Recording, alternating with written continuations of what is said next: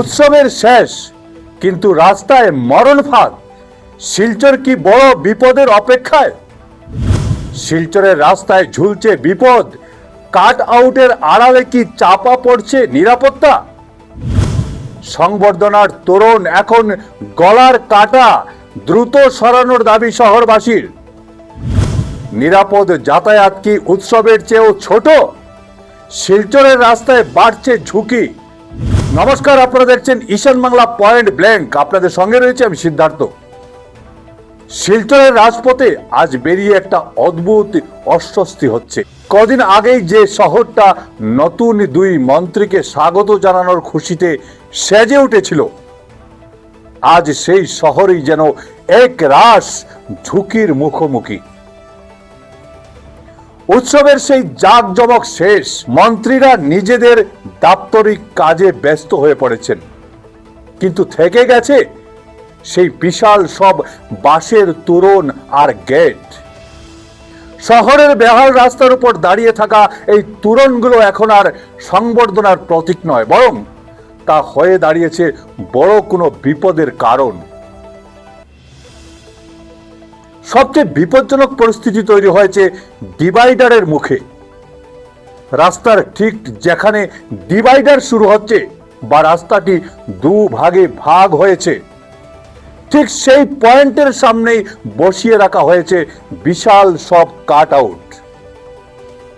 বিশেষ করে রাতের বেলা চালকদের জন্য এটি এক ভয়াবহ অভিজ্ঞতার কারণ হয়ে দাঁড়িয়েছে। ডিভাইডারের শুরুর পয়েন্টটি আগে থেকে চিহ্নিত থাকে, যাতে চালকরা বুঝতে পারেন রাস্তা কোথায় বেঁকেছে বা দুভাগে ভাগ হয়েছে। কিন্তু এই কাট আউটগুলো এমনভাবে বসানো হয়েছে যে দূর থেকে চালকরা ডিভাইডারের সিগন্যাল লাইট বা ডিভাইডারের শুরুর প্রান্তটি কিছুই দেখতে পাচ্ছেন না। এতে রাতের অন্ধকারে যে কোনো মুহূর্তে বড় ধরনের দুর্ঘটনা ঘটার সম্ভাবনা প্রবল হয়ে উঠেছে।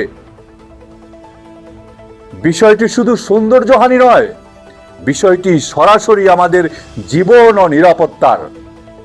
আইনের ভাষায় একে পাবলিক নিউসেন্স বা জন উপদ্রব বলা হয়। কোনো অনুষ্ঠান সফলভাবে শেষ হওয়ার পর সেই অস্থায়ী কাঠামো সরিয়ে নেওয়া আয়োজকদের নৈতিক এবং আইনি দায়িত্বের মধ্যে পড়ে। এখন ঝড়ো হাওয়ার মরশুম। সামান্য দমকা হাওয়া বা বৃষ্টিতে এই নড়ে বড়ে বাঁশের তোরণগুলো ভেঙে যদি চলন্ত গাড়ির উপর পড়ে, তবে সেই দায়ভার কি আয়োজকরা নেবেন?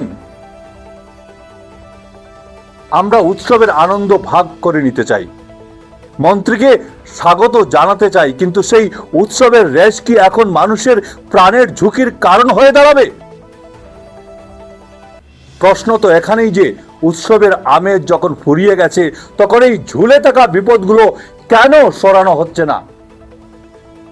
কাউকে আক্রমণ করা আমাদের উদ্দেশ্য নয়, কিন্তু নিরাপত্তার সাথে কোনো আপোষ করা কি ঠিক? দায়িত্ব তো কেবল তোরণ বানানো নয়, সেই তোরণগুলো সঠিক সময়ে সরিয়ে রাস্তাটিকে আগের মতো চলাচলের উপযোগী করে তোলাও উন্নয়নের একটি অবিচ্ছেদ্য অংশ।